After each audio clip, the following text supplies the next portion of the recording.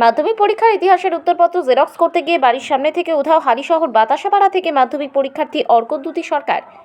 সব জায়গায় খোঁজ করেও খোঁজ পাওয়া যায়নি অর্কদ্যুতির। বীজপুর থানার পুলিশ এবং হালিশহর থানার পুলিশ খোঁজ চালাচ্ছে বিভিন্ন জায়গায়। রবিবার সিসিটিভি ফুটেজে শেষ দেখা গিয়েছিল নিজের পাড়াতেই, কিন্তু তারপর থেকেই বেপাত্তা অর্কদ্যুতি সরকার।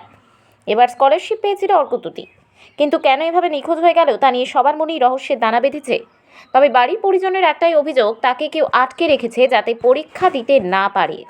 সন্ধ্যে 7টার সময় আমাকে বললো যে মা জেরক্স করবো, আমাকে 10 টাকা দাও। আমি বললাম ব্যাগটা নিয়ে আয়, 10 টাকা দিয়েছি। জেরক্স করেছে, করে আমার ছেলে আর বাড়িতে ফিরলো না। আমার জামাই গিয়ে দেখে এসছে জেরক্স করেছে, করে আর বাড়ির দিকে আসলো না। ওই রাস্তা ধরে চলে গেল ওই বাড়ির দোতলা বাড়ির ওখানে সিসি ক্যামেরায় দেখলাম যে আমার ছেলে চলে গেল ওই দিক দিয়ে। আর রবিবার সন্ধ্যে 7টা, 7:30, 7টার দিকে মাধ্যমিক পরীক্ষা দেবে। আমার ভালো স্টুডেন্ট, ছবি রামপ্রসাদ স্কুল বিদ্যাপীঠে পড়ে, ভালো স্টুডেন্ট। থানায় জানিয়েছি, সব 2 থানার থেকে পুলিশ এসেছেন, সব ব্যবস্থা করতে। হ্যাঁ, তারাও খোঁজ পায়নি, বাড়ি ফাড়ি সব অন্য জায়গায় আত্মীয়-স্বজন। হ্যাঁ, আত্মীয়-স্বজনরা যে যেখানে খবর পাচ্ছে সবাই চলে এসছে, কেউ বাদ নেই। কোনো আত্মীয়র বাড়িও যাবে না। আমরা ছেলেকে আমাদের ছাড়া কেউ নিয়ে যায় না। আমার মনে হচ্ছে ওকে ছিল, ও সেকেন্ড হয়েছে, সেকেন্ড। ওর 2 রোল, ওর বি সেকশনের 2 রোল। ওর ছোটোর থেকে র্যাঙ্ক করে, একদম ছোটোর থেকে র্যাঙ্ক করে। 530 পেয়েছে টেস্ট পরীক্ষায়। আমি ওকেও জিজ্ঞাসা করলাম, আমি শুক্রবার পর্যন্ত ছিলাম এই বাড়িতে, আমি 4-5 দিন ছিলাম। আমি শুক্রবার বললাম কি ভাই আমি চলে যাব, তোর পরীক্ষা, আমার তো ছোটো ছেলে, তোর ডিস্টার্ব হবে পড়াতে। না দিদি তুই যাস না, তুই এই ঘরে থাকবি, আমি ওই ঘরে পড়বো।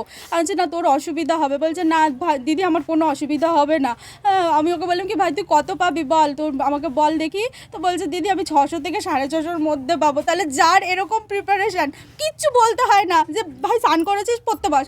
ও স্নান করবে, স্নান করে টাইম টু টাইম পড়তে বসবে, আবার আসবে দিদি কিছু করে দিতে হবে আমাকে, এরকমভাবে ওই করতো। আর এই ছেলেও সব কথাও আমার সাথে শেয়ার করতো। হ্যাঁ, সব কথা আমার সাথে শেয়ার করতো। আমার থেকেও 11 বছরের ছোট, কিন্তু ওর সাথে আমার সেরকম কোনো সময় ছিল না যে আমার কাছে কিছু বলবে না। আমার বরকে সব কথা শেয়ার করতো, আমাকে সব কথা শেয়ার করতো। আমি তো সেটাই বুঝে পাচ্ছি না, ও জেরক্সটা করে ওই রাস্তা দিয়ে ও কেন গেল। আর ও তো মাকে এটা যেখানে যায় ও বলে যায়, যেখানে যায় যে আমি বন্ধুর বাড়ি যাব সেটাও বলে যায়। জেরক্সটা করে কাউকে কি সেই নোটটা কাউকে দিতে গেছে না কি হয়েছে কিছু বুঝতে পারছি না। ও জেরক্সের দোকান থেকে বললো 2টো কোশ্চেন, হাতে লেখা কোশ্চেন পেপার জেরক্স করেছে, হাতে লেখা, কারোর হাতের লেখা সেই কোশ্চেন পেপার দুটো পৃষ্ঠা। পরীক্ষা দিতে দেবে না হয়, ওই জন্য হয়তো কেউ আটকে রেখেছে। আর তাছাড়া আর কি মনে হবে, কত ভালো পড়াশোনায় ছিল এবং পড়াশোনা তৈরি রেডি হয়েছে সমস্ত কিছু মাধ্যমিকের জন্য। তো আগের দিন যে এইভাবে কি কেন হলো সেটার মাথায় আমি আনতে পারছি না। এই বয়সেও একা চলার ছেলে না, একা একা যাওয়ার নয়, মা বাবা ছাড়া কোথাও যায় না। একদম ঠিক, এটা একদম 100% কোথাও পালিয়ে যাবে না, একদম 100% কোথাও পালিয়ে যাবে না। এটা ঠিক যে একা চলে গেল সেটা চলে যাবে না। এটা কেউ হয়তো খুব ভালো ছেলে, খুব ভালো ছেলে, ভালো পরীক্ষা মানে দেবে, ওই জন্য আঁকায়ও আমার ছেলে খুব ভালো। এই ভালোটাকে যাতে না দাঁড়াতে দেয় মনে হয়, সেই জন্যই কিছু একটা হচ্ছে। অর্কদ্যুতি সরকার।